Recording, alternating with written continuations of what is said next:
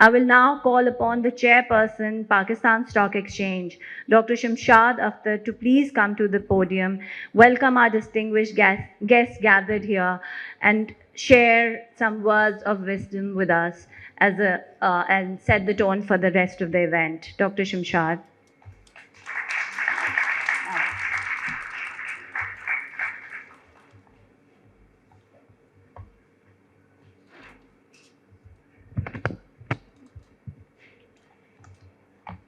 Getting this right up front is critical. Bismillahir-Rahmanir-Rahim. Assalamu alaikum and welcome to Pakistan Stock Exchange on this International Women's Day at PSX. This is my third in a row, first as an ordinary woman, not a part of PSX, and then last year when I had already joined PSX. So I'm delighted really that we are celebrating together with so many accomplished women the Women's Day at PSX. I hope the day goes well for our trading session. So we are proud this time around for our collaboration with UN Women, IFC, PICG, and Women on Board.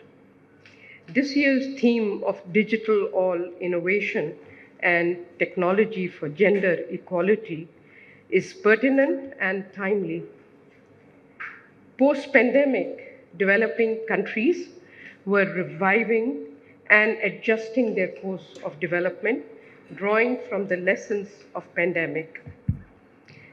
Subsequent unfolding political developments, macroeconomic instability, devastating floods, and the damage induced by them, the demand and supply disruption together have hit the country with unprecedented high inflation. Not only has there been a reversal in progress in poverty, but growing layoffs because of industrial and agriculture disruptions have impacted our fellow women disproportionately. In midst of country's track record of gender inequalities, Pakistan today faces gender emergency. There may be spots of good news here and there, but collectively there is an emergency because we continue to be in the lowest ranks. It calls for recognizing urgency of enhancing women empowerment and inclusion. International evidence confirms women empowerment and inclusion is quite critical, but it confirms that the power of digital all, STEM, and financial services is critical in uplifting women, and these three elements will be subject of my discourse this morning. While Pakistan has laid basic framework for promoting digital technology, the social, economic, and IT policy architecture has yet to be optimized to unleash potential of technology to deal with the challenges of both supply and demand services that have perpetuated inequalities and gender gap. Gender inequality not only robs women of equal opportunity and dignity, but it is also costly for economy and society. An IMF study has highlighted that for countries ranking in the bottom half of gender equality, closing the gender gap could increase GDP by 35%. Of course, these are averages, and it could mean a higher contribution depending on the level of competence of women. So we need a turnaround. To achieve a turnaround, there is need to fast-track efforts to address gender disparity across underserved provinces and outside major urban centers between men and women in their educational attainment, labor force participation, wages, and access to internet financial services. Given the weak infrastructure, issues of access and affordability remain challenging. So within the context of March 2023 theme, as identified by UN Women, enhancement of women's empowerment would depend on how country steers its female workforce to a balanced, inclusive, and sustainable growth trajectory. While there is no silver bullet for achieving gender parity, and I have been affiliated with hundreds of studies, including those that were conducted as a part of G20 to push for gender parity. So I do know that there is no silver bullet for achieving gender parity, but accelerating recovery and enhancing service delivery for women, which calls for a nation-wide aggressive movement, is quite critical to push for the success of the parity. Among others, 4 frontiers are critical to talk about. 1, to bridge the digital divide. 2, to address gaps in STEM. And you know what STEM means, so I am not going to translate that. 3, to target right blend of financing for innovation. 4, tapping, among others, PSX platform to enhance women's business and investment experience. So I'm going to talk about each of these fundamental elements. That doesn't mean these are the only 4 things. Of course, social status, culture play a very important role among several other things. This requires, the 4 items that I have identified require fostering an enabling environment, aligning incentive frameworks, and nurturing public-private partnership to leverage investments for transformation and productivity enhancement. This is based on years of my study of the literature, evidence, and really the geographical diversity that I have worked in, by and large Asia and Middle East and North Africa. So the synthesis is that you have to work on the enabling environment, you have to align incentive framework, you have to nurture public-private partnership to leverage investment for transformation and productivity enhancements. So first point that I have mentioned is we need to embrace holistic approaches to digital technology. I believe it's happening and is doable, as Pakistan has anchored already on ID, the identification, and backed it by enhancement of modern payment system. National ID system happened when I was the governor of the central bank. We got a call that they wanted to disperse money to women. I don't know how much of it went, but of course we worked phenomenally to get the intermediation done.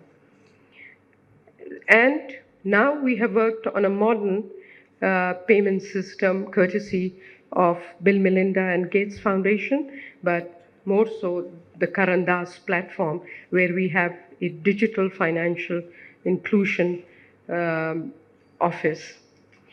And of course, we need to work on interoperability provisions. Karandas has been a major financier and supporter of this. Digital technology presents an opportunity to narrow gender gaps by enhancing access to finance, economic and social services, and information. But these are only direct benefits that I have talked about. There are phenomenal indirect benefits, which I will not cover in interest of time. So turning to digital, the most important element for women empowerment is the digital financial inclusion, which involves deploying advanced digital technologies that can play a fundamental role in narrowing the gender gap. So I'm going to share with you the latest Karandas National Survey on Financial Inclusion, which was launched in February 2023. It illustrates that women's financial inclusion almost doubled to 13% between 2022 and 2022. I believe the impetus was provided by the pandemic because everybody turned to digital mode, but it remains constrained by low female labor force participation that hovers around 22%. Financial inclusion rose in wake of the adoption of mobile money wallets among women and rise in the percentage of adult women using mobile money, which grew from 2% in 2020 to 6% in 2022. So I will continue on digital because digital is the topic of this year's theme, and it is the most powerful mechanism to get women liberated. So can the proliferation of digital technologies in Pakistan consign gender inequality to history? I believe it's a tall order, but we can all work towards that. Based on experience in other countries, we know that 55% of new internet businesses are found by women in China.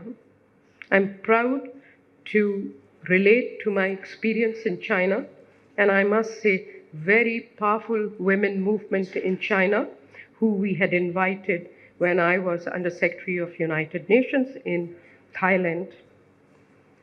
In Indonesia, 35% of revenue on country's largest online marketplace is earned by women-owned businesses, more than double the share in offline commerce.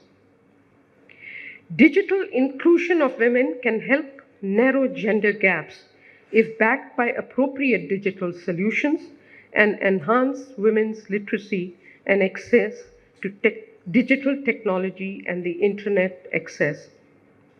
A recent report released by the World Bank states that digital connectivity is absent for most working age women. Only 30% own a mobile device compared to 80% for women, and 35% of households and more enjoy internet access in only 22 out of 123 districts. So geographical disparities are phenomenal for women. The districts that I've talked about are mostly located in the northeast of Pakistan, with some in south and west of the country. You will never find any March event to be discussing those who have been left behind. So my presentation is going to be comprehensive, looking at the neglected districts who are poorly connected. Affordability of the internet is a problem. Interviews in rural Sindh indicated that monthly internet packages cost them around 10 to 15% of their total household income. That's where IFC and UN Women can step in.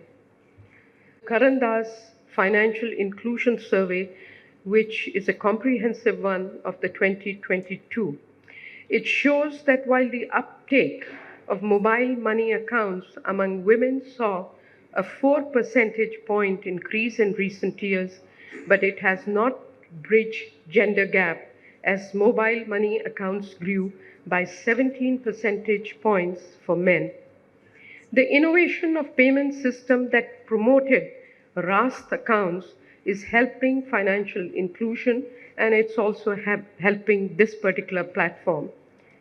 Gender lens in design and implementation of digital technology solutions is critical. The development of mobile apps, the dashboards, telehealth, and online education to cashless transfer initiatives are creating a demonstration effect, and they are all emanating from broader digital platforms. So leveraging digital technologies for development of women is critical, but it is impacted by the cost, taxation, and ridiculous regulatory restriction around internet services, which have made affordability challenge. Besides the issues of still the national ID payment system glitches and the lack of interoperability of the frameworks, which is very much confined to the larger network. Let me turn to the second item that I had promised. So, Karandas has done all the work that it could do, and there is more on the agenda. By the way, from tomorrow we are having a retreat of the future of Karandas, and we will be augmenting all the endeavors that I've talked about. So, besides digital financial inclusion, it provides diversified support, and besides the development of the payment gateway and RAS product that I talked about, and so many other things, the knowledge products whose findings I'm sharing with you now, Karandas has completed 3 rounds of financial inclusion of Women Challenge Fund. For any entrepreneur looking to raise money, tailor your request to the demands of financial inclusion Women Challenge. Women Challenge Fund programs offer funding support to women-led tech platforms, which in turn has enhanced women economic empowerment through development of innovative tech platforms that can overcome the supply and demand side constraints that women face in accessing financial services. Let me share some concrete examples, but my colleagues, I hope they are here from Karandas who have led this, can bring further light to this. So, one, Oran, a women-led fintech in Pakistan. Oran has been set up as a digital savings platform that serves as a safe, transparent, and easy to access channel for saving since 2019. Its aggregate size of transaction went up from 14 million Pak rupees to 340 million, with number of women users now reaching 11,000. I would like to invite other fund providers to join with us, because Uran with Innovation Challenge grant support of only 21 million Pak rupees and has funded digital experiment programs for building applications, business development, and all the other things. A second example which we found is worth reporting here is Closet, a women-led technology platform that has created income-generating opportunities for more than 1,000 women by renting out their dresses to an accessible base of women acquired by Closet. Again, 20 million rupees, with Closet being recipient of, their transaction size is 20 million, with Closet being recipient of 10 million grant support from us to build their inventory management and other things. Third example worth reporting is Red Marker System, a women-led B2B technology platform for enabling digital assessment processes for educational examination. It's expected to build capacities of eligible women who would be trained on performing online marking of examination papers. The third is InstaCare, a health tech platform which has potential to enable 1,000, at this point, female health practitioners, but hopefully it will grow. Tech Hive, and the last example I'm quoting, is a women-led online services marketplace for female teachers to connect with students to render teaching services and earn online. Now, the reason for mentioning all these examples is to provide you an inspiration that you can get out there and seek funding and grant funding, which is very valuable resources, and we can use PICG to develop the corporate governance frameworks of these businesses.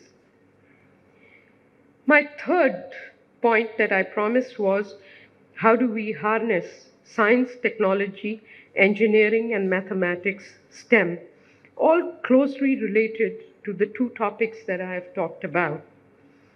These are vital to the economic and social prosperity of women, and particularly this economy which is suffering from low productivity. Women and girls across STEM fields are underrepresented today, and hence remain denied of income and other benefits associated with STEM access, skills, and careers.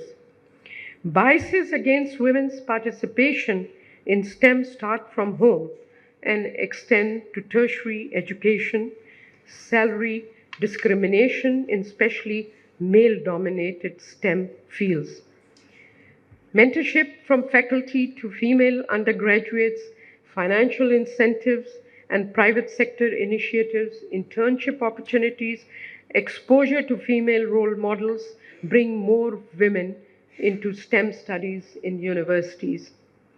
Offering, finally, greater coordinated engagement with private sector will be pivotal both for funding initiatives to get girls into STEM studies. Data monitoring is critical. As per HEC, the Engineering Council, Higher Education Council, in 2021, about 1.4 million women, or 42% of total students, were enrolled in STEM discipline. Female role models have broken proverbially glass ceiling. Our women earn competence in theoretical physics, astrophysics, engineering, every field, and they have really made a mark abroad also, besides impacting our own landscape. Let me now conclude with the fourth item I promised, which is sharing perspective about PSX and its role in promoting gender. Having joined PSX and my passion for gender, we are pushing the envelope here. As a frontline regulator of capital markets and only national securities investment platform, we really regard the values of inclusivity and gender equality.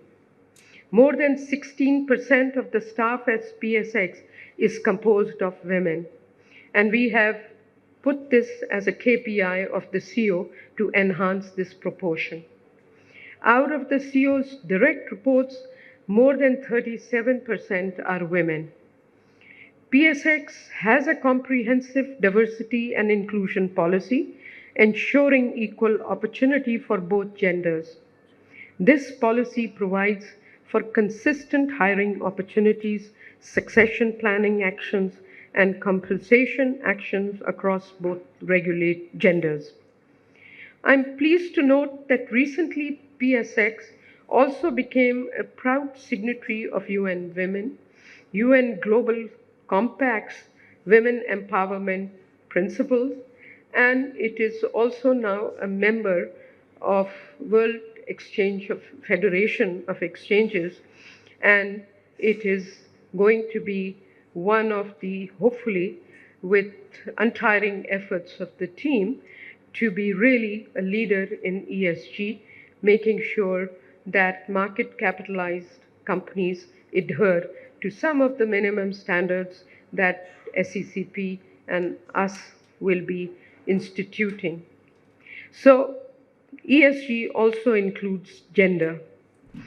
PSX actively seeks to promote correction of gender balance and SDGs related to inclusivity and gender parity in corporates. In the qualifying criteria for PSX Top 25 Companies Awards for the previous year, we included weightage of gender equality SDG as part of the 6 minimum SDGs for listed companies to report as outlined by UNDP. We intend to keep such criteria or improve on it further to encourage inclusivity and gender equality for listed companies in future as well. Based on women on board, and I know we have women on board leadership here, thus far, mandatory regulation has helped improve women representation at the board from 2016 till 2022. However, we still have some catching up to do. 16 listed companies have female CEOs, 10 related, 6 unrelated. 51 listed companies have female chairpersons, 40 related, 11 unrelated. Out of 557 listed companies, 621 female directors are serving on the boards of 456 listed companies. Total number of certified women directors from databases of PICG, ICAP, and few other institutions till 2022 stands at 625. The percentage of women in boards in Pakistan stands at 16% relative to average global figure of 20%, which is a very old number, and I do believe it's gone up now. So according to the Global Gender Gap Report, regrettably, despite these improvements, Pakistan ranks 145th in survey of 146 countries. The last country is Afghanistan. In conclusion, I offer my prayers for this country because unless you get women in leadership, I don't think we will have economic and social transformation at the speed and pace that we'd like to see for the future generation of this country. So I'd like to thank you for your patience, but I had conducted quite a bit of research, and I thought if I would to share the synthesis of it, it would save you from reading hundreds of other pieces of material, and at the same time celebrate with you this special day and hope for your progress and prosperity and good health. Thank you for being here.